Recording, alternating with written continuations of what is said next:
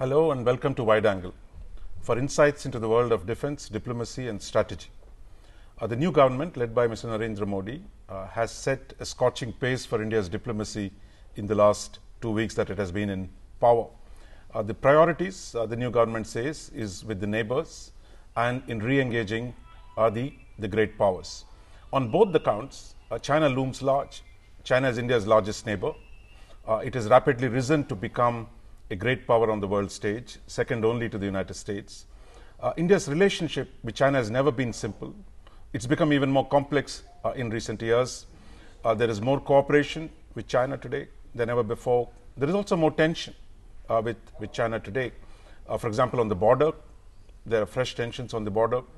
The trade deficit with China has grown, and China's relationship with Pakistan continues to bother us.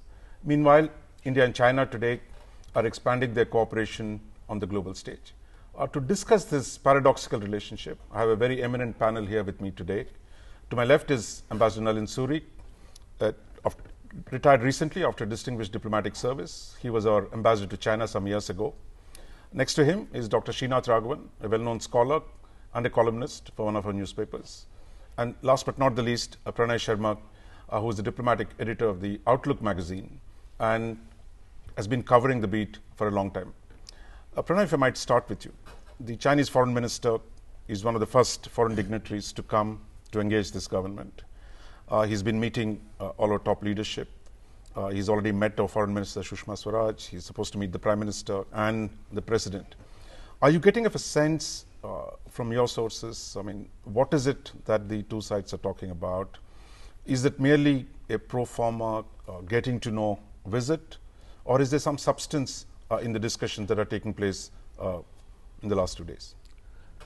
I think, they have got off to a very good start, if you see, because this is in quick succession to the conversation that Premier Lee had with Prime Minister Narendra Modi soon after his swearing in, and he's here within, less than a fortnight.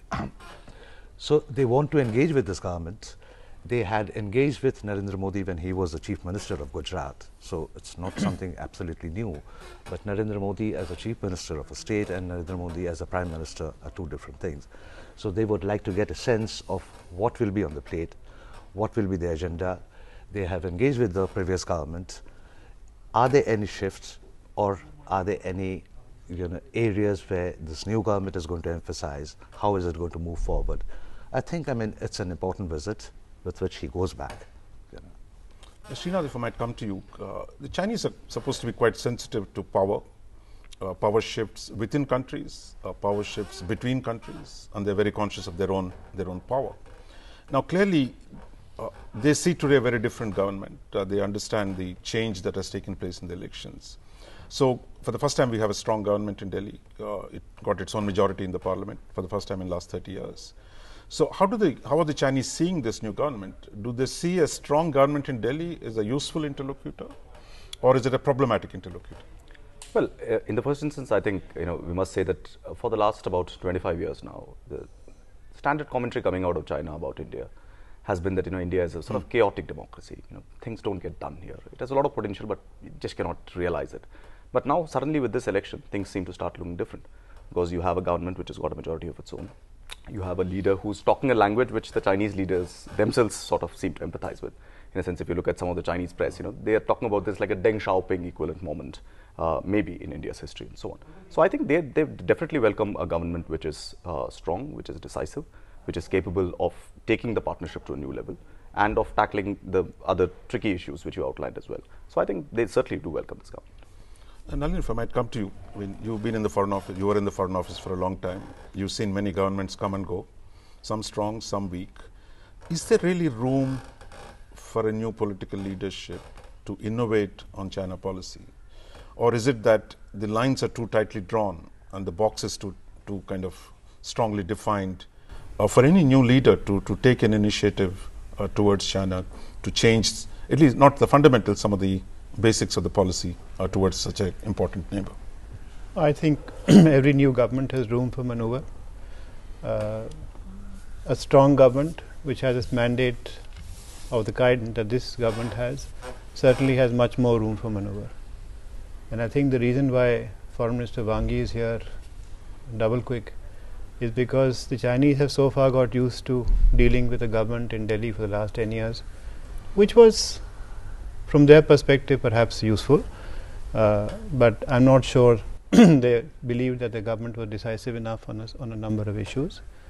Now, this government has the ability to be decisive, and the Chinese would like that, but it also has downsides, because the decisions that this government may take may not be the kind of decisions the Chinese want to see.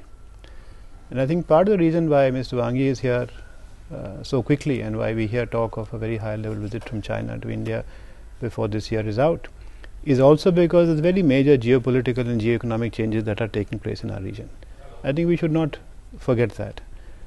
China would like to ensure that India retains its independence of decision making in foreign policy, that it does not join any groups or groupings which are inimical to its interests.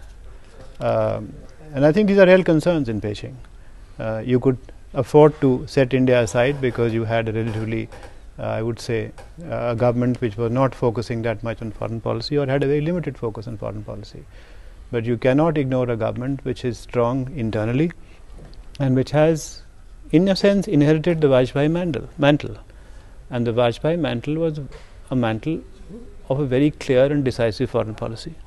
It took decisions, it was willing to undertake the costs of those decisions, and then from a position of strength willing to move forward.